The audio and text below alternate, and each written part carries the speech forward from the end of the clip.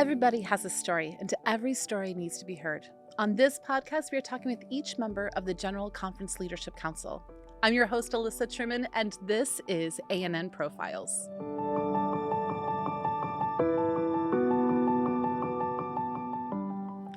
Today, I am here with Erton Köhler. He serves as the Executive Secretary of the General Conference. Hello, Erton. Hello, Alyssa. This is like third time's a charm. We kept missing each other, but we finally made this happen, and I am so excited. Yeah, thank you for having me. It's a challenge for me to talk in English with you today, but it's a real pleasure. You know, I have had the privilege of interviewing so many people, and I find that God always makes everything understandable. Yeah. So I was joking right before we started this that you're one of my top 3 favorite administrative officers. Thank you for your mercy. Your top Thank 3. You, yes. Don't share the number, please. So 1, 2. Okay. Yeah, just 3. You're in the top 3. I may be number 3.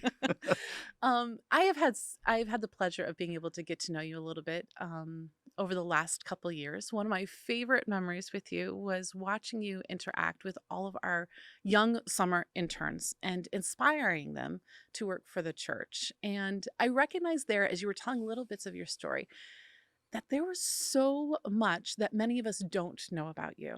And as I watched their eyes light up as they started understanding that the church calls people when they are young, I saw this increased interest in them in working for the church, recognizing that it's not just old people, that it's young people, and that they were actually sitting there with a leader who was encouraging them to follow that path. And so I knew that I really wanted to sit down with you and to be able to actually hear that whole life story and not just the little snippets that were shared there. So I know that you are from Brazil. Yes. What part of Brazil were you raised in? I was born in South Brazil. My father was a pastor there, and during that time, in an evangelist campaign, I was born.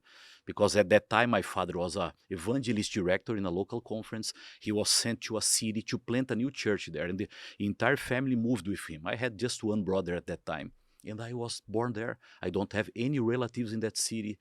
I visit that city maybe 2 or 3 times in my life, but I was born there, and I was raised in South Brazil until the time that I went to the boarding school and my life moved forward, but the south part of Brazil. So I've been to Brazil. It is a beautiful country. I find it intriguing, though, that because your dad was an evangelist, how long was he stationed in this city? I think that he stayed there for about a year. Okay. So it's not like, I'm speaking from an American mindset here, but, in America, we have an evangelist. They come for like 13 weeks at the most. Sometimes it can be 2 weeks. So in my mind, I'm picturing your father, an evangelist, taking his very pregnant wife for like a 1 month stint. At that stint. time, Alyssa, the church was not so big in that state. And the evangelist director, he was sent to a city to live there, to start the work, to plant the church, to confirm the members, to prepare the leadership. Today is different in Brazil, here in the United States, and many other places. But at that time, without leadership, without a lot of people to support the church, the evangelist director needed to live in that city for a long time. And it was very positive. That city that is in the mountains of the South Brazil. Right now, I think that they have 5 pastoral districts there, maybe probably 15 churches or more than that. It means the work was very well done. That was a good way, but I recognize that today the church is very dynamic, the church grows a lot, and they do it in a different way. Actually, I actually love the concept of an evangelist being more of a church planter. I think that often we just kind of come in and we do different things very short term, but being able to have that take root, to be able to grow with the people, help the church grow. To me, that is more of a job of an evangelist. It's not just a hit or miss kind of a thing. Yeah. It's a very beautiful concept, actually. We have 2 kinds of evangelism. Sometimes the evangelist or someone needs to plant a new church. It means we don't have members there to take care of the new members, to lead the church. It's important to stay for a long time, to deep the roots of people. But sometimes you have some evangelist campaigns in local churches where we have members. It means the evangelist director or someone can come, can preach, can lead some people to be baptized, and that person can leave because the local church can take care of them. But at that time, as I mentioned, we have a small church or no church in that city, and the evangelist director needed to stay there for a long time, and it was very well done. What did your mother do? My mother all the time was taking care of three boys. It That's was a a full-time job. huge task. But during that time, she was not just at home. She was like a teacher of health in many evangelist campaigns. And after that, she was visiting churches and teaching people how to cook vegetarian meals and giving all kinds of orientation. She did it almost all her life. She's 80 something right now. Right now, she's not teaching anymore, but she did it for more than 40 years. So what I'm hearing is that you were raised in a very evangelistic family, Yes. which makes so much sense knowing you and who you are. But that isn't always the case. So you were raised in this evangelistic home. What would you say are some of the most important foundational things that your parents laid out for you as a young child? Well, you mentioned that I was raised in an evangelistic home. My father had two different roles in the church. He was a local pastor for some times, but he was evangelist director and administrator of the church. He was a secretary and president in a local field, later in a union, and after that in a local field again. And he finished his ministry in a local church as a local pastor. And I had the opportunity to learn from him how to deal with administrative issues and how to love the mission of the church, both aspects together. I think that I learned from my family, especially from my father, because he was my mentor, my model, the love and the complete dedication for the church. Always remembering that we are doing it for the Lord. I remember many times when he did some projects and programs and we asked him, but why you are not traveling by plane? Why you are not sleeping in that kind of hotels? And he said, because we need to save the money of the church. We need to protect the church. We need to do the best for the church. And I learned it from that. The church is in the first place.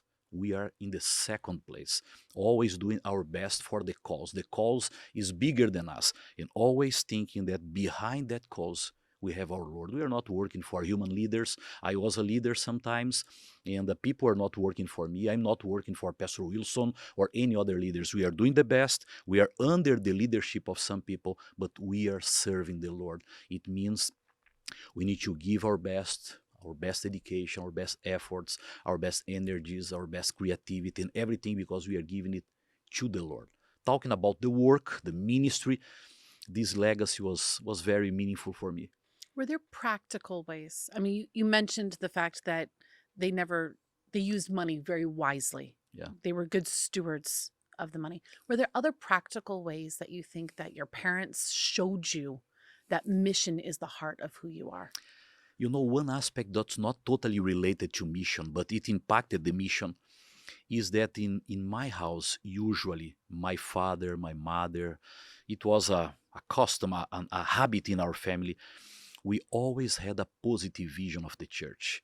I didn't hear my parents complaining, talking negative things about the leaders, about the church, about the local leaders, local pastors.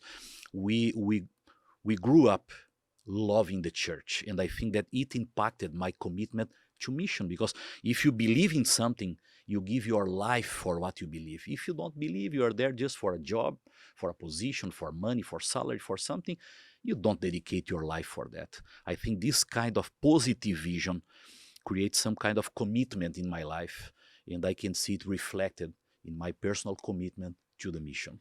Hmm.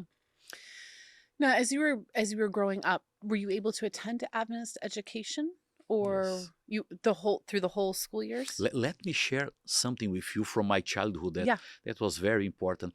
My father was a local secretary in a local conference, and later he became the president there. And Alyssa, something very interesting. When I was a child, I remember that every day I went to the school in the morning. I came back to lunch at home because in Brazil we have school just in the morning or afternoon. I came back home. I took my shower, changed my clothes, and I went with my father to the office. And I spent all my childhood in the office supporting people there, the administrative assistants, preparing books for the colporteurs, the LEs, doing everything that they needed there. They always know that I was there. Sometimes the assistants call, where he is in the building. We need him to try to help us to put some correspondence on the envelopes. I was there to help them. It was very positive to me because it helped me to see how the church operates, how everything works. And at that time, my father, the last part of that time, my father was the president. And I was always curious to understand what the president do in a local conference. And I remember sometimes I was in his office once under his desk and he didn't see me just to hear a meeting that they had among the three officers there. I was under the desk hearing everything to pay attention, to try to understand. Another, I was inside of something that she had there to put his blazer and his jackets there. I was there. I closed the door and I stayed there for a long time, just hearing, not watching because I was not able to see anything, just hearing what they discussed, how they took their decisions and everything. I believe that it was an opportunity for me. I remember that I created like an association for pastors' kids in the building. And I started to invite some of those kids to come to the office during the week to be with me. We prepared desks with paper boxes, something, and we had 2 or 3 offices there. We discussed our items, our agendas, and we organized some projects for the church, everything in a basement of a house that we had close to the office. All these things, I couldn't imagine at that time You played that all those administrator. things were opportunities for me. And the administrative assistant to my father as the conference secretary and later as conference president, the same administrative assistant that he worked with him, about 20 years later, she was my administrative assistant when I was the executive secretary of the same local conference. I worked at that conference twice as youth director, and I left the conference to another place in the country, and they called me back to be the executive secretary. And when I worked there, she was the same executive administrative assistant. And I can imagine now her feelings when she saw that guy coming because I was a child helping her to do many things, and now I came to work with her, to learn from her because she was a very experienced person. I believe that God gave me a huge privilege to spend part of my life living among all those church workers and learning from them. Well, I forgot your question. I don't even remember, but it doesn't even matter because that was a brilliant story. So please Yeah. interrupt my questions all the time with Okay. more stories like that. Okay. Um, I feel If I like there's study in so many. Adventist schools, I Oh, there we remember go. that. I Wait, remember wait, it wait, wait. now. We'll Yeah. come back to that question. Okay, no But problem. there's so many threads I want to pull there. And I hate that we only have an hour because I'm trying to figure out which threads to pull. I absolutely love that they just brought you in and helped, because what they were doing, whether unconsciously or not, was mentoring you. Yeah. They were mentoring you. And whether it seemed like busy work that they could kind of just offload, which is kind of great, they were helping you at a very young age realize that you had a role that you could play. They were Yeah. showing you that this was an option for you in your life. And I started off by talking about the fact that we have summer workers that come and work in this building, and we try to offer that same opportunity to many of our young people. My youngest daughter actually helped me prepare for the Big Gain conference this year. She got to sit in our meetings. She actually took notes. And at some point in the meeting, I remember one of my bosses looking over and goes, "Did you get that?" They looked at my daughter, who was 14 years old. And I watched at the end of that week, my daughter had more confidence than I have ever seen her have. Like she had adults who respected her and had empowered her. And I think that we don't do that enough with our young people. Yeah. It was very important for me. And I wonder kind of like in the back of my mind, would you be where you are today if you had not been given those opportunities? If you had been playing football or soccer, as we call it, if not saying that you wouldn't, but the idea that they opened their doors and their hearts and gave you these opportunities. We need to be doing more of this, even at just the local church level. Yeah.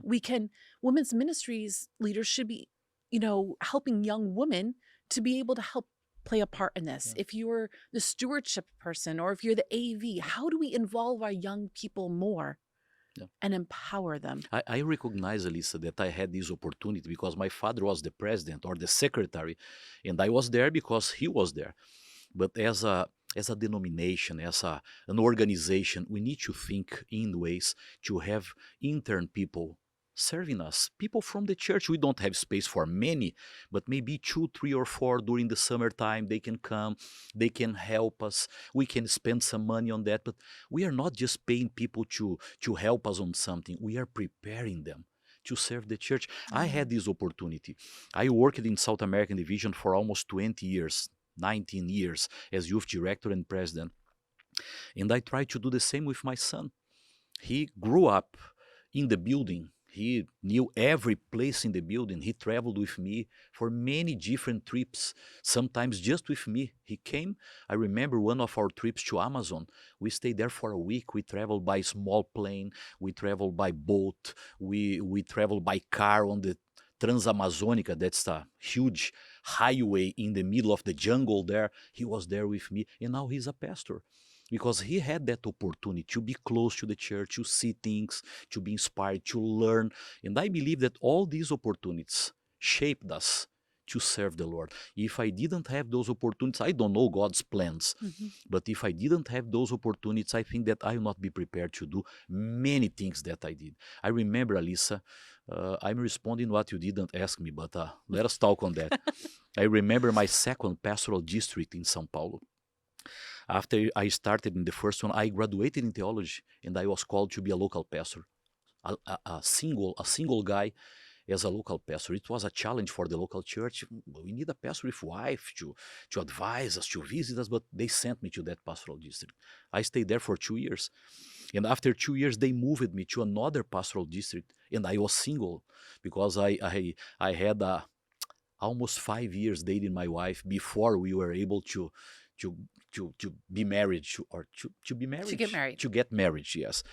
And they sent me to the second pastoral district, and that was a huge church with almost 2,000 members. And they sent a pastor with 2 years of ministry, single guy, not ordained. And when they informed the church that that's the pastor that the local conference was sending there, it was a revolution for the church. They prepared a list with almost 500 signatures to the local conference saying, please don't send this person to here. How can we send a guy with 2 years of ministry in a church that had a lot of famous pastors, a huge church, one of the biggest churches in São Paulo, and now you are sending this guy? It's a lack of respect with the church. And they sent me, and I was thinking that I lived a wonderful time in that local district. But if I didn't have this experience living in the local conference, living with my father, I was not able to lead a church like that one with just 2 years of ministry. 2 years of ministry didn't prepare you to lead a church with 2,000 members. But when I think in all the opportunities that God gave me before that time, I understand why He gave me too many opportunities as a young person and gave me the skills to manage all those opportunities because of that beginning. I think this is a word to young people, to young adults, to take advantage of every opportunity you're given. Because we don't know where it's going to come in handy later in life. Opportunities I had at 20, 25 years old, I'm finding here now at 43-year old, those are the exact talents and gifts that I need for this job. But back then I had no idea why I was Yeah, doing it. yeah. But because you pour yourself into whatever opportunities you're given, when the time comes for them to be used in other ways, you're ready. If you ask to my children, I gave just one advice for both when they went to the boarding school. Just one advice. For my son first, and now to my daughter, because she's studying a boarding school. Don't lose opportunities. That was my only advice. And for my son, I remember when he called us from the boarding school, I said, are you taking advantage all the opportunities that you have? If they invite you to sing, go. If they invite you to help to prepare some program, go. If they invite you to applaud people, be there.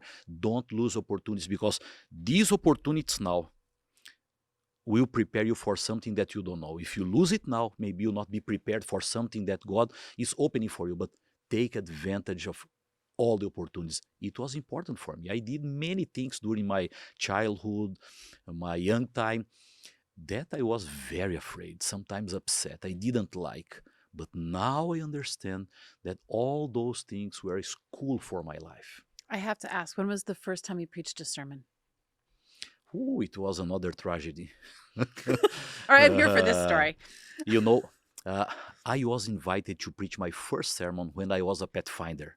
Me too. Yes, yes. Yes, I was But 12. but I was 12 also. But it was in a very complicated situation. The union where my local conference and my club was part had a camporee. I think that was the second camporee of that union. It was in 1982, if I'm not wrong. And they invited me to preach at that camporee on Friday evening. In that camporee, at that time, 2,200 participants. It was a huge crowd. For today, it's not a Mhm. large number of people, but for that time it was. And they invited me to preach at that time. I didn't preach before. I talked with my father and asked him, could you prepare a sermon for me? And he prepared. I remember I have it with me. I have my personal archives where I put all things that I think that are part of my personal history. Those piece of papers, that message is there. My father prepared. I think it was 9 half pages. And I remember that I almost memorized all that sermon to be able to preach to the people, looking at them and being confident to share the message. But when the day was coming, I started to be nervous. How I can preach there? I didn't do it before. I was a very shy child. I was shy to talk with someone. I was always together with my father and mother. If they sent me to be alone with someone, I was very shy. And I was thinking, how this kind of shy person will be preaching for those people. And I remember I was thinking, I will be behind of a pulpit. I will hold the pulpit with my hands to avoid to show them that I You're was not trembling. shaking. Yeah. And I will talk to the mic. Probably the mic will be in a pedestal or something, and it will be nice. When I arrived there, no pulpit, just a mic and nothing more. And I start to think what I will do with my hands. But when in one hand I can keep the notes, but in the other one I put on my pocket. But when I started to print, I start to tremble, and I decided I can't see the paper because I'm trembling a lot. I put the papers or the notes behind me. When I put the notes behind me to avoid people to see my situation, I forgot the sermon. I need to have it again. But when I start to have it in my hands, to hold it in my hands, it was a tragedy. I had 9 half piece of paper, and I preached the entire sermon in no more than 3.5 minutes. Ba, ba, ba, ba, ba, ba, ba, ba, ba, ba, ba, ba, ba, ba. It was, uh, I don't know, It but was I a preached rapid it fire. very rapid. At the end, everybody saying thank you very much, but I was very upset. You are lying. It was a tragedy. I didn't the wrong thing, and I remember I promised to myself I will not preach again. It was a very negative You thought you experience. would never preach again. I promised to myself, please, I'm not available to face this kind of situations again. I'm shy. I'm a shy person. And it's a challenge for a shy person to live a normal life. But when you are exposed to people and you do something wrong, it's much worse. But some months later, the Pathfinder Club, they had the Pathfinder's Day in the local church. And can you imagine who they invited to preach on Sabbath morning? Me. And I said, no, no, no, no, please forget me. I'm not available to preach anymore.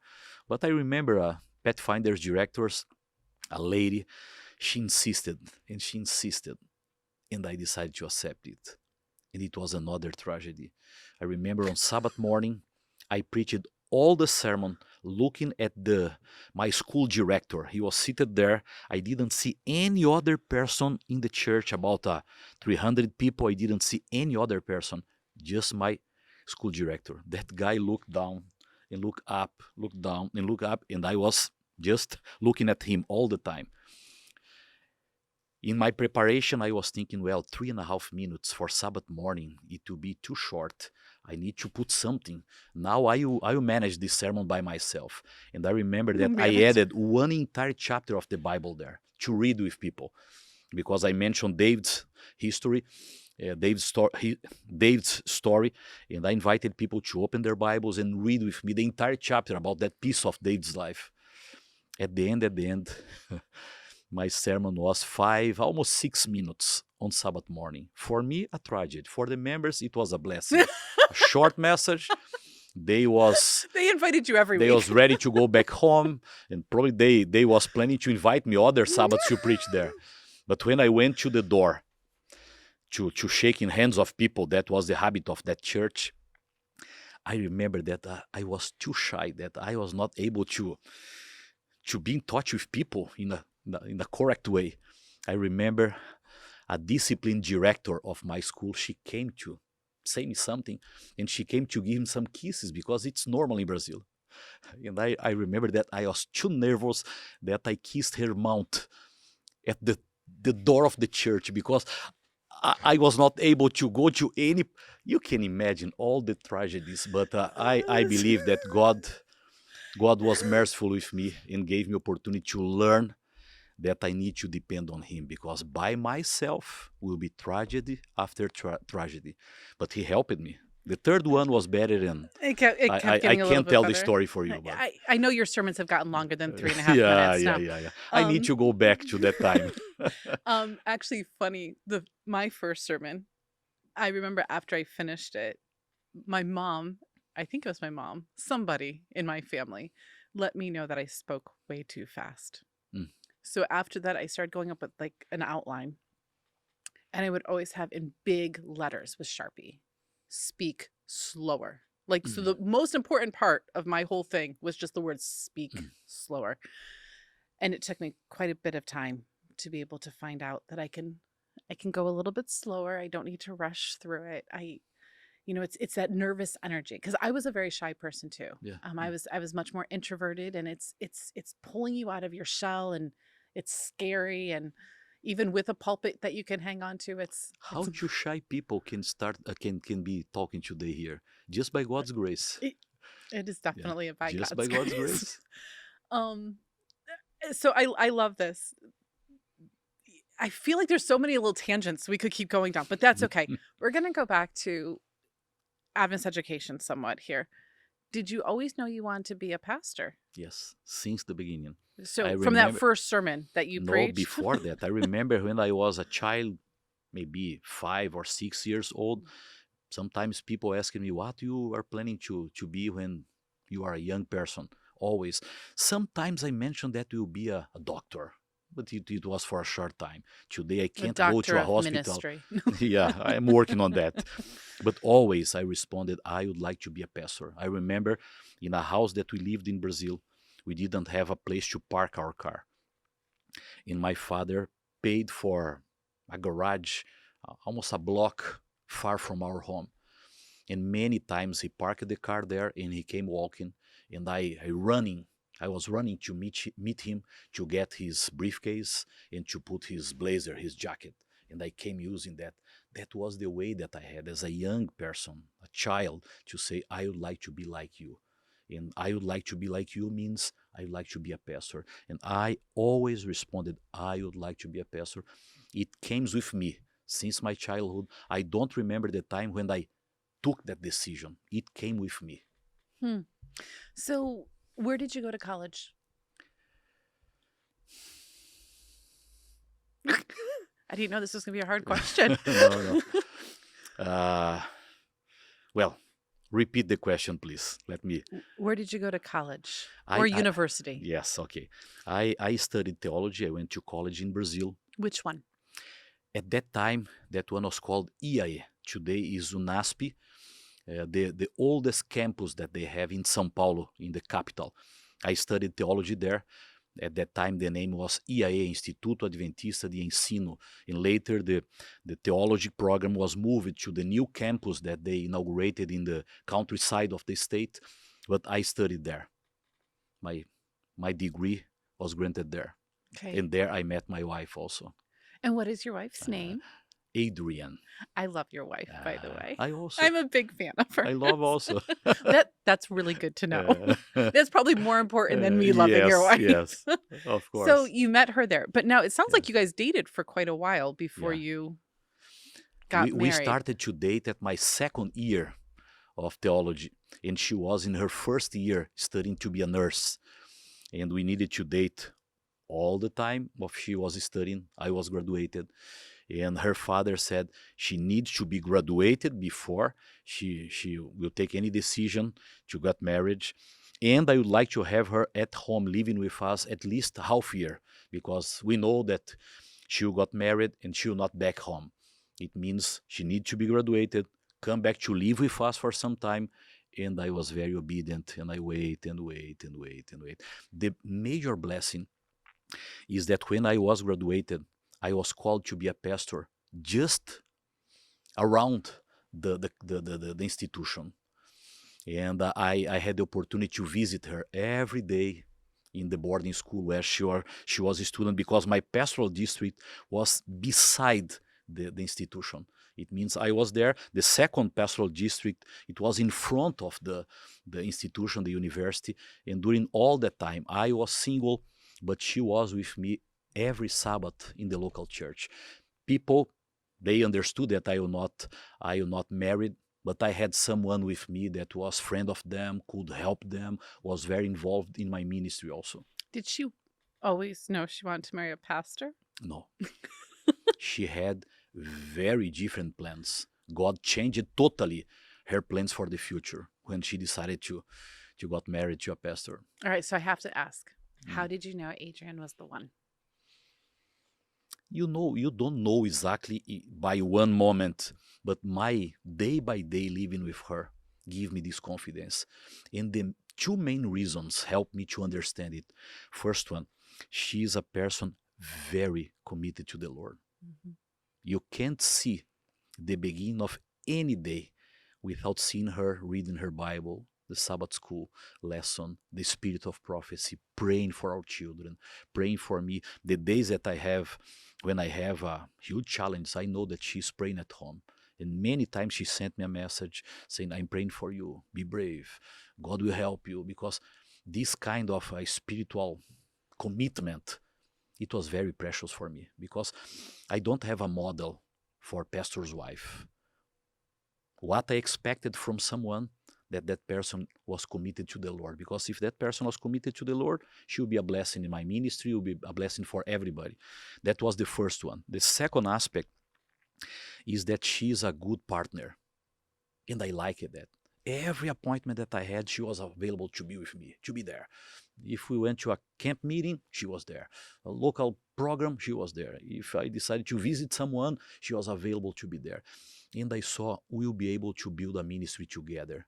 And it was very important for me, because I know myself. I'm not a kind of person that build a ministry alone. I need my family with me.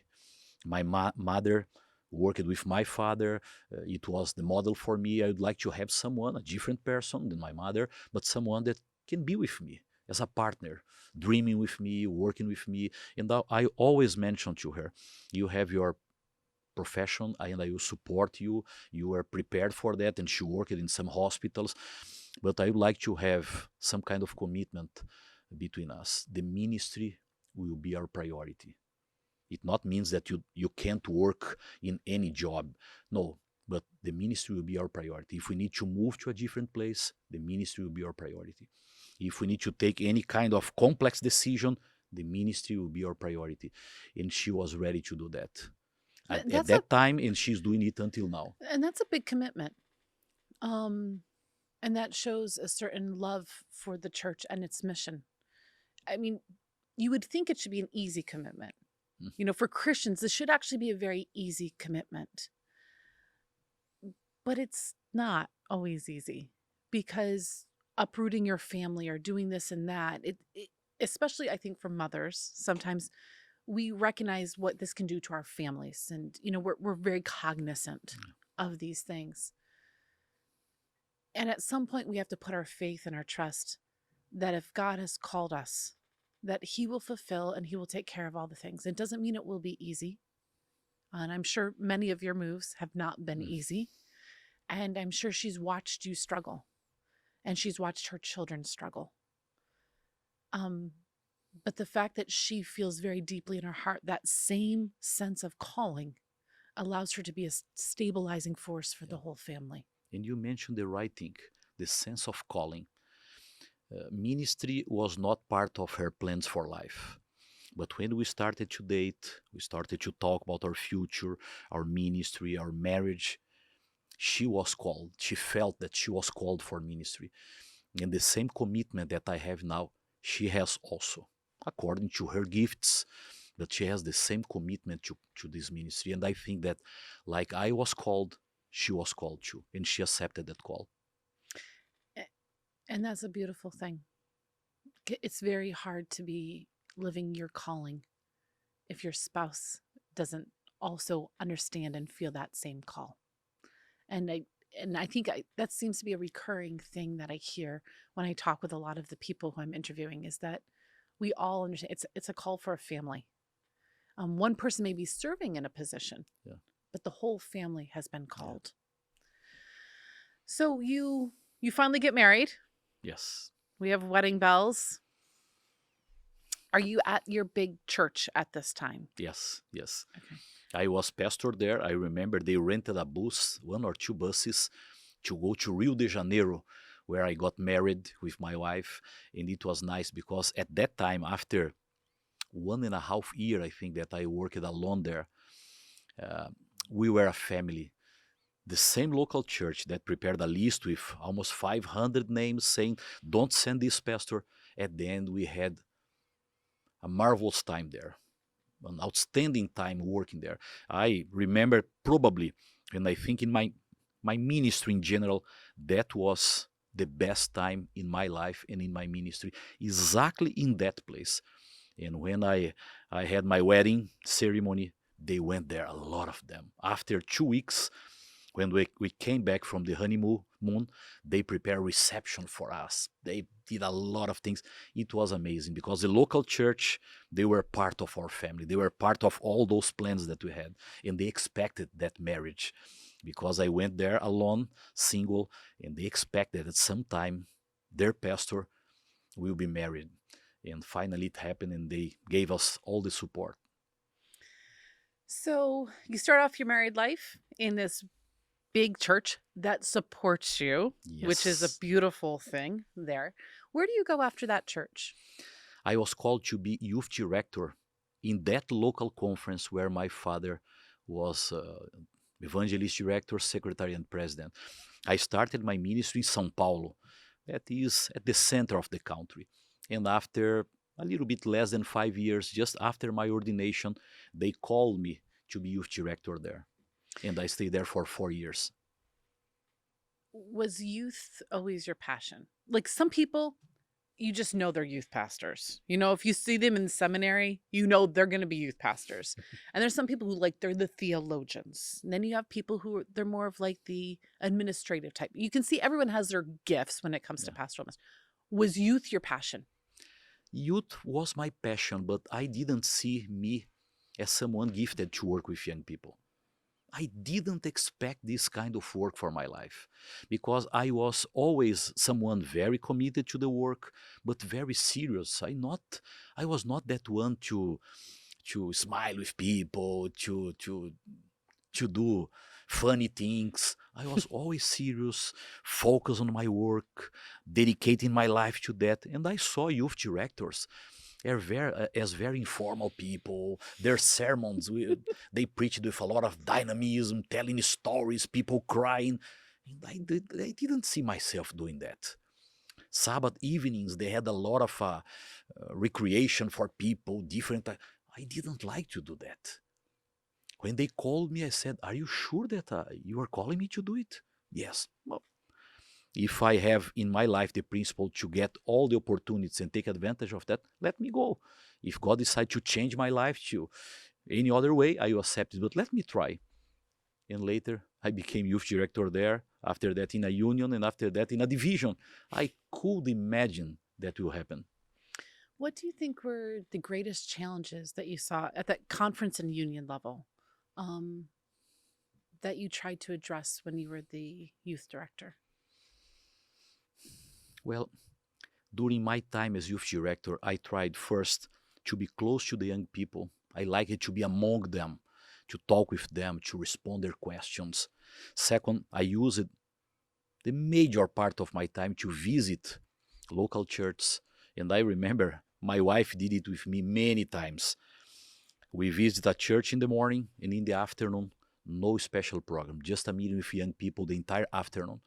In the morning, I shared with them like a research to understand what was the were the topics that they would like to hear in the afternoon, and I had a lot of them prepared. And during the lunchtime, I checked to see the most important areas or topics that they would like to hear. And in the afternoon, we had like a circle, depending on the church, and I talked with them. I opened for questions, always thinking I need to share values with them.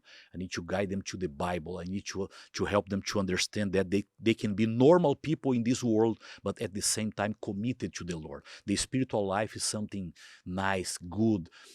I used my influence to do that. And the third one, I invested on mission with young people.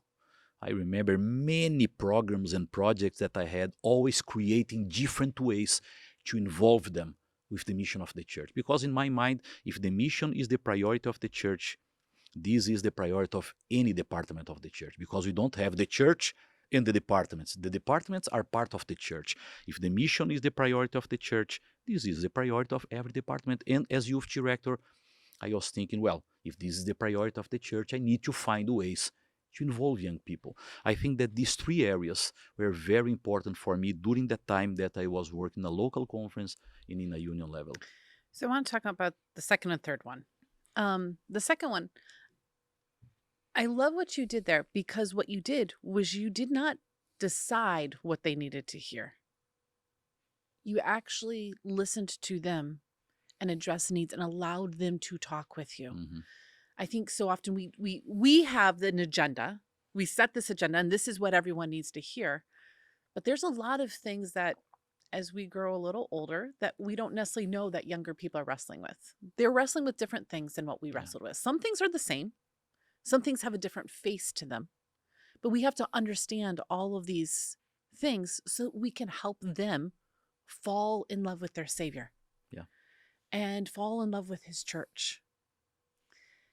And what if you could give like some advice to pastors, youth leaders, whatever, how can they best help young people? From what you were just saying, how do they help kind of get themselves prepared? What were you doing to kind of prepare for these moments, because you don't know what questions they're going to ask you? Mhm. Well, if I advise a local pastor, a young pastor, a youth pastor, first spend time with the young people. In my time, I was able to spend time with them in groups.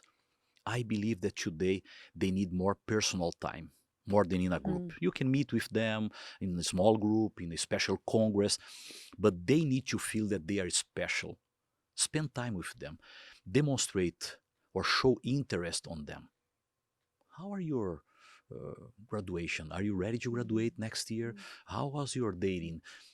When the local pastor asks questions for the young people that demonstrate that the local pastor know them and is interested in what's happening with them, it is very relevant. And the third one, try to give them something meaningful to do. Because in some local churches, oh, we are involving young people, but we're involving them in some non-meaningful activities. And they say, Yes. you are just trying to give us something to do. And they are very idealistics. They would like to do things to change the world. And we are giving them just small tasks. Hand out the Give them, bulletin. yes, hand the bulletin, shake hands of people at the door. You can recollect the offerings, or it's important. Everybody that are doing that, it's important. But I think that they need to be challenged.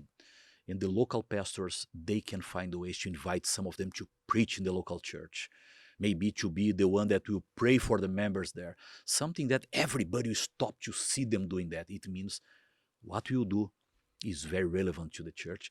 Spend time with each of them. Each of them. Demonstrate interest on their lives. And third one, give them relevant responsibilities or assignments in the church. I think that it can help them. But You know, Alyssa, behind of all these things, because we are talking about the human aspect, the most important is to help them to love the Lord, because we can give them opportunity, we can give them leadership, we can give everything to them. If they don't have Jesus, they will lose everything. So the second thing, I'm going to ask you to define a word for me because we've used it quite a few times. Mm. What is the mission of the Adventist Church? You know, mission, mission and discipleship are two words that everybody uses, We but use them all the time. all the times. It means everything and nothing at the same time. Because when some kind of words start to mean in a lot of things, it means we don't have any relevance for that word. I like to use one definition for the mission of the church that comes from Ellen White writings.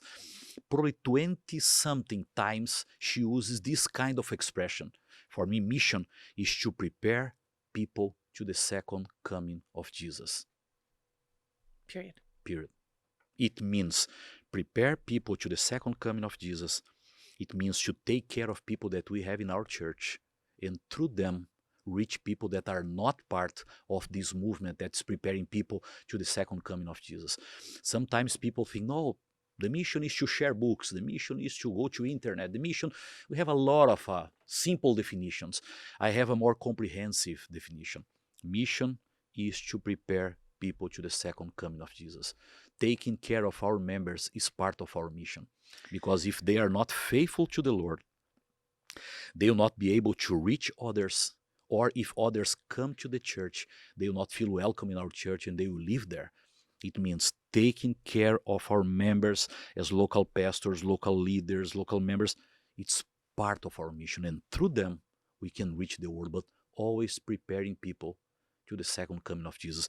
Inside of this definition are the three angels' messages, are the message of the second coming of Jesus, are the mandate to make disciples, to baptize people, to share books, to give Bible studies, everything to prepare people to the second coming of Jesus. And maybe you can say, but in the rest of the Bible speak a lot about a lot of other issues or topics or subjects. But I believe that the Seventh-day Adventist Church was raised for this specific mission. Everybody can help to connect people to the Lord. Many different denominations, but God called one group of people, one movement, for one specific mission, to share the three angels' message and to prepare people to the second coming of Jesus. This is our mission. This is the Seventh-day Adventist mission. Prepare people for the second coming of Jesus using the entire Bible, but this is our main goal. I love that. You know, the whole Bible, really all it is showing God's desire to dwell with his people. In the very beginning, he created us and he dwelt with us. And at the end, he's going to dwell with us again. That's what Yes. Revelation promises. Mm-hmm. And the whole Bible points to his desire to dwell with his people. And that's what we've been called to do. It's to remind people that he wants to dwell with us. He's Yes. coming back so that he can dwell with us for eternity. Mm-hmm. Every story points to the second coming We will dwell with him and he will come to dwell with with us. us. It's Yeah. a beautiful promise. And why would I not want somebody to be able to dwell with him for eternity? And you know what I like? When I read the Bible in John chapter 14, from verses 1 to 3, that's a portion of the Bible that's very familiar to all Seventh-day Adventist people. Jesus say, in my house, I have many places. I'm not sure that in English is exactly using this word, but in my house, I have many places. It means God is preparing house for many people. I understand that it represents all the history and many things, but he is preparing place for many people. It means let us prepare a lot of people for the second coming of Jesus, because the heaven is a place for many. The heaven is too big, like God's heart is too big. He's preparing a place for many people. And sometimes, Alyssa, before you prepare the next questions, Okay. the next question, sometimes I think our task as a church is to avoid to close the door of heaven for some, because sometimes the radicalism of some people are closing the door of heaven. Our challenge is to avoid to, how can I say it in English? I'd say you could say it in To Portuguese. lose the way, to lose the way for heaven. Yeah. Sometimes the liberalism are teaching people how to lose their way to heaven. They think that they are going, but they are going in a different direction. Our challenge is to avoid to close the door or to open the way for people to lose their way to heaven. Our challenge is to open the door of heaven to teach people, but put in their hearts the wish, the motivation to be with the Lord, living with Him, and He will dwell with us. It's such an interesting thing because you're right. There's so many who are closing the door. It's like, Yeah. nope, it's actually just very narrow. It's just for these very, as long as you're a vegan who does this, and we've narrowed the doors. We've actually decided we're the judges, not God. Yeah. But then sometimes we fling them open so wide that it almost loses its beauty, and it loses the reverence. It loses the meaning. All the extremes are dangerous. All the extremes. We are called to be at the center. Many times the Bible say, not to left, not to right, but in a balanced way. In a balanced way. Usually liberal people, they think that they are very faithful to the Lord. Radical people, they think they are very faithful to the Lord, but they are not. Balanced people, faithful to the word of God, but with love, with kindness, being patient and helping people to go to heaven, not trying to push people out of heaven. So you worked conference, you worked a union. You're still relatively young at this point, and you end up at the division as the youth director for all of South America. Quick question. Do you speak Espanol? When I arrived at the division, I needed to learn alone, and I learned. Okay. So, I mean, Portuguese and Spanish, they're semi-similar, but Brazil speaks Portuguese, but the rest of the countries in your 7 territory other countries. all speak Spanish. Yeah. Podemos hablar en español, Alyssa, si lo necesitas. No hay problema. Sí. No. And there's I can see, ¿dónde está el baño? Yeah, I learned that one from a mission trip. Estás aprendiendo bien. Language learning, I actually can pick up languages very quickly. When I was down in South America recently, by the end of the time, I was being able to pick up words. I can't always speak it back. I think if I was there for like 6 months, I could probably do it.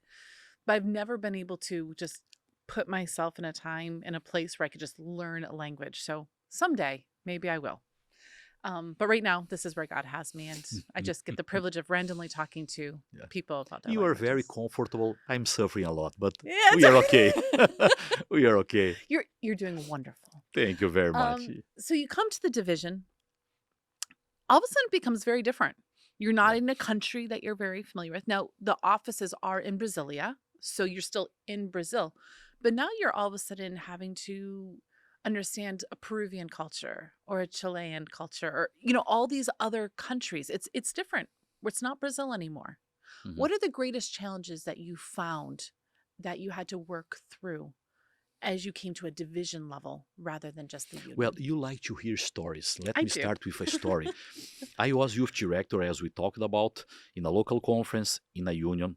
After I was youth director in a union, I was called back to the local conference to be the executive secretary.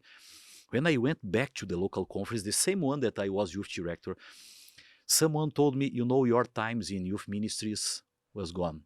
Now your life will be in Secretariat. You need to put your heart there. And I decided to give all my materials related to youth ministries. For regional directors and local church directors, I gave everything. And I stayed in that position as conference secretary for just 6 months. It was the shorter time in a place in my life. I came back to the local conference after 4 years in youth ministries in that union, 6 months, and they called me back for youth ministries at the division level. And I start to think, what I will do now? I gave all the materials that I had to help people, and now I don't have anything to do my work. And I start to call people, please, I need you to return it to me because I'm coming back to youth ministries and I need to use it.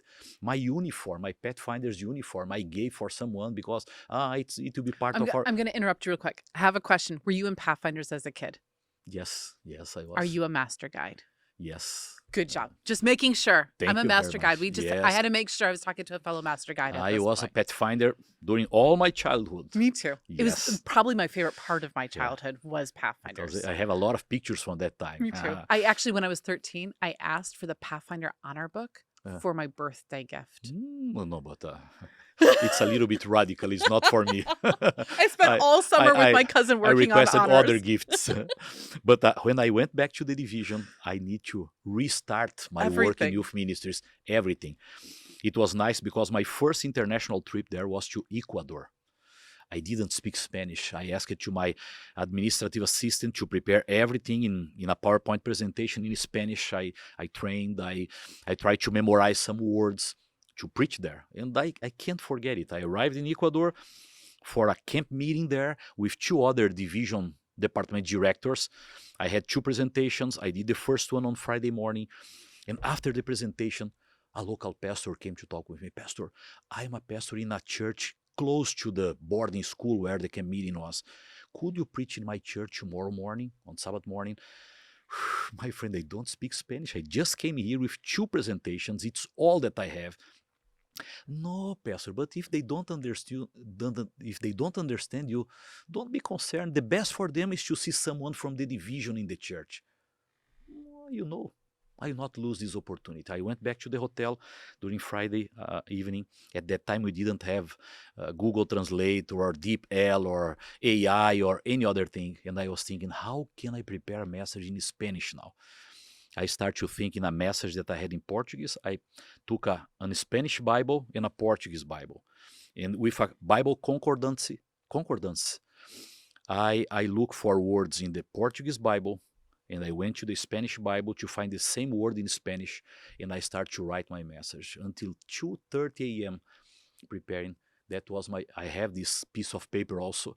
That was my first message in Spanish, learning how to learn Someday the I want to culture. see all these pieces of paper. Yeah. I actually wish now I had gotten that. I have some boxes with a lot of different things that were part of my life, and I decided to preserve it because sometimes when I moved to the United States, I had a time to see all these things. It's like a trip in the time, going back to the past. But it was a privilege for me to learn Peruvian culture. And South America is like Europe and many other places. You have one name to define a group of countries, and everybody thinks they are the same. They are not the same. If you talk about Brazil, it's one reality. And in Brazil, you have many different countries inside one country, many different cultures. If you go to Argentina, it's totally different. To Chile, Peru, Bolivia, Ecuador, Paraguay, Uruguay, they are totally different. It was a learning process for me to understand all these different cultures, but I was very happy in that positions that I had at the division and visiting those countries and living with them. It was an amazing time. So, I'm just going to kind of point something out. At the beginning of this, I told you approximately how long we normally go, and you were worried about us not having enough to fill. And I told you that sometimes I have to fill in a very short span lots of years. And I'm fearing we're going to end up in this situation. It's much easier to talk than you think, isn't it? Those stories, they just start coming out. Yeah. So we're going to have to start kind of fast forwarding a little bit through our history. Okay. We're going to put it on a 2x speed here.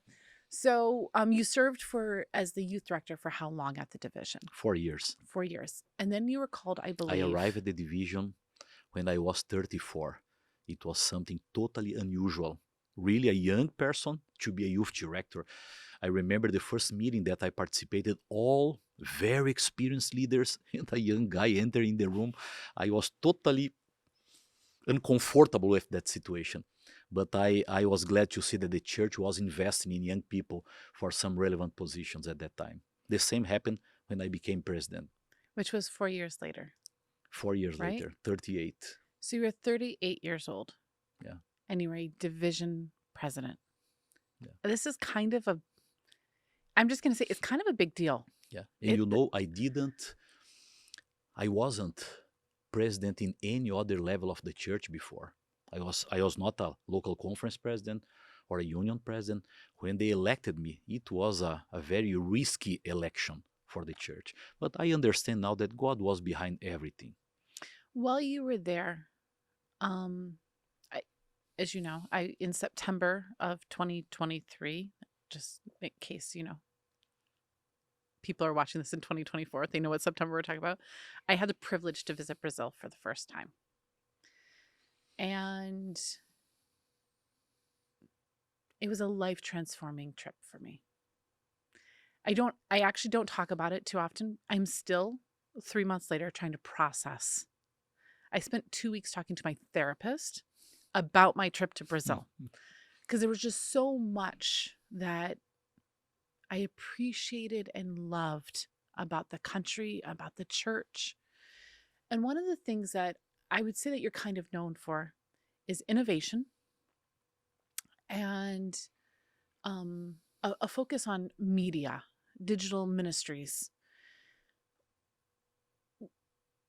Your background is not in media ministries, though. And you weren't like some like innovator, like kind of what made this become a core of what the legacy is that you've left? Why did you invest in this? What made you see that this mattered? You know, Alice, you don't need to be an expert to do something. I was not an expert in communication or in technology, but as a leader, you need to identify opportunities and invite the right people to do the right work. At that time, I didn't do it alone. I had a lot of colleagues working with me, an executive committee to evaluate all the decisions. But as the leader, I saw that the world was growing in the communication, in television, in radio. Radio came first before my presidency. The television started before my presidency, but we invested a lot. But especially in social media, on internet, we decided to paying attention on the movement of the world and the opportunities that we had, we decided to invest on that because I believe that we need to think in mission first in a comprehensive way. Mission is not only one method that we need to use all the time. Mission is something very comprehensive. We can find many different methods to prepare people to the second coming of Jesus. And the second word that's precious for me is integration. Comprehensive, everybody together, and the third one, something that can be simple, bold, and relevant. I repeated it thousands of times in South America. Every project that we do need to be simple, no more than 10 minutes. Everybody can understand what you think and they can come with you. Bold, because they can see it deserves my attention. And relevant, because the church would like to do something that will change the world, that will really prepare people for heaven, and not only invite them to do things that we are doing for 100 years and they can see that it's not reaching people and they are totally dismotivated to participate on that, something relevant. Those definitions for me were very important, and communication was part of that kind of definition. We didn't invest only in communication when we think in technology, TV or radio. We invested in publishing also. Mm-hmm. During that time, we shared more than 300 million books during 10 years, giving to the community books with our message. It was something relevant. We tried to invest on education, the health area, technology, publishing, and many other areas, always helping them to increase, to be efficient, to work with excellence, but focus on mission based on all those aspects that I mentioned to you. Simple, Bold bold, and and relevant. relevant. These kind of projects can reach people's hearts, can reach church members' hearts, and can reach people's hearts in the community. Something I love that you keep saying. I'm just gonna. Yeah, we keep tangenting. It's okay. At this point, there's just a ball of threads, and it's all over the place. Um, you keep putting an emphasis on members, and a lot of times when we talk about mission, we don't think about Adventists. But what good is it to go to heaven and to have seen that our attrition was so bad that all these people who are sitting by our sides are not there as well? Something I've appreciated, let's call it in your tenure here at Secretariat, um, is that you've emphasized discipleship. Mm-hmm. Mission starts in the church. It's not necessarily just outside of the church. Yeah. Because if we ourselves believe something so firmly, missional activity coming out of us just becomes natural. In our zeal to bring people in, sometimes we forget the very people who are sitting in the pews. And I love that every time you talk about mission, the first people you talk about are those people in our Yeah. pews, because those are our young people Yeah. who you have obviously spent a huge part of your time. I love the fact that you're talking about being simple, bold, relevant. Relevant. There's no point You of me. memorize I it, you do. see? I already did. Something simple. I'm great. If I have 20 minutes of definition here, you'll not be able to memorize. But 3 words, it's easy, it's simple, and it's um, in your mind. I actually memorized exactly where this is in here because I'm going to re-listen to how you like worded that, because I actually I'm in the middle of working on a project right now in my job in communication, and I want those 3 driving principles to be a part of it. Yeah. Because it makes sense. We complicate things, or we just kind of try to redo things that we've already done that are failing, as you said, or aren't working You know, currently. Alyssa, people today are exhausted by social media, by the responsibilities of their life. If, as a church, we would like to invite them to be part of something complex, they are not available to do that. They don't have No. interest. But when you show them something very simple, but it will impact the community, and they will change the history, they will change the situation, participated on I that, want to be a part. I'm sold. What is everybody would it? like to be part of a winner game. And Mhm. this is a kind of winner game. But you were talking about discipleship. 2 things that I would like to mention to you. First, we are using the expression at GC, disciple making, more than discipleship. That is true. Ah, But you said discipleship earlier, so I yes, was just quoting you. sometimes it comes naturally, but we are using this expression. Discipleship is a definition. It's right, it's not wrong. But disciple making helps people to understand that discipleship is something dynamic. Disciple making is disciple making disciples. Discipleship is a concept, an idea.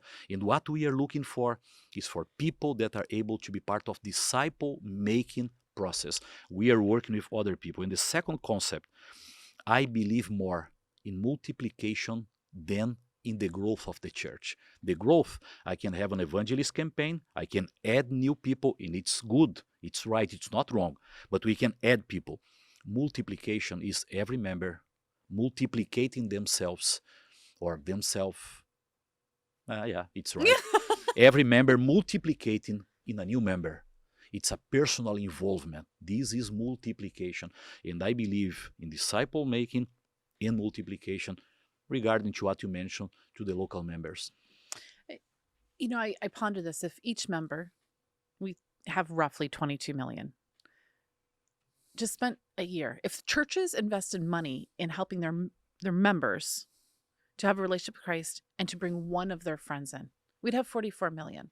Yeah. In 2 years, we'd have 88 million. And now I'm going to stop because my math skills are not going to be able to work when we get to the 16 plus 16. I've already lost my math. That's why I'm not in accounting. I'm in communication. I was in Bulgaria some weeks ago. And it called my attention. We have 7,000 members in Bulgaria. We don't have a strong presence, but I have a calculation with them. If you start to multiplicate your members, let us imagine if every Seventh-day Adventist person prepare another person to be baptized in 1 year, it means we double our membership every year. Do you know how many times we need to reach all the population in Bulgaria? 9 years. Oh, 9 wow. years. I'm talking about Bulgaria, where we don't have a lot of Seventh-day Adventist members. In 9.5 years, we can baptize, just thinking in numbers, we can baptize the entire country. It means if we think in multiplication, our mission can move faster, much faster than we are moving now. And the mission is not necessarily baptism, although that's hopefully what happens here. It's telling your neighbor that I want to spend eternity with you. Yeah. It's preparing a people witnessing for the second coming. Yeah. So how long did you serve as the president? Almost 15 years. So I'm trying to remember when because it was not during a GC session that you were elected. It was during an annual council, Yes, I believe. The annual council 2006. After the annual council 2006, I was elected in South American division, and later my name was approved by the general conference. It was in probably November 2006, and I started officially my leadership on January 1st, 2007. And when you came to the GC, it was also not at a GC session, as is Yes. normal, because Yes. normally these kind of positions are voted during a I GC replaced session. both leaders that retired. The former division president retired, and I was elected to replace him. And Pastor GT retired also. He was the previous GC secretary, and I replaced him. If you could say in our final minutes here, if you could give a vision of what you would love to see in the church in the next, by the end of the decade, by 2030, besides Jesus coming again, okay? I mean, because that's obvious. We all want Jesus to be here again. What would you say from your heart you would love to see in the next, by the end of the decade, that the church has? Well, how to summarize a decade in 1 minute? I'll give you a minute and a half. I You're have an welcome. expression that I read some time ago that is something that I really appreciated a lot. And this is something that I have in mind for the church, now and in the future. A church that can be distinct but not distant. A church that can keep the identity, a church that can live faithfully to the Lord, to the Word of God, but at the same time, a church that's present in the community, sharing the gospel, teaching people, invite them to come, serving their needs, like the Christ method that many times we repeat. I envision a church that can be committed to the Word of God and keeping their identity at the same time that's very committed to the mission. I know that we are facing a lot of challenges in our unity, and this is a tendency in the entire world, this polarization time. But if we are focused on our message and our mission, the unity will not be a problem for us. My main concern is that sometimes the unity is a problem because we are not focusing correctly in our message with a balance, in a balanced way, and in our mission with passion, innovation, creativity, commitment. When we work with both together, many other problems will be resolved. The church will be relevant in the community, and we will prepare many people to the second coming of Jesus. That seems like a simple, bold, and relevant plan. You learned well. Congratulations. You're a good student. Thank you. Thank you so I came much. here to be interviewed by you, and now you And are I the learned. student. Okay. And that's how this kind of works. Okay. Thank you so much for coming and spending Thank you time for with you. me, Erton. It was a pleasure for me.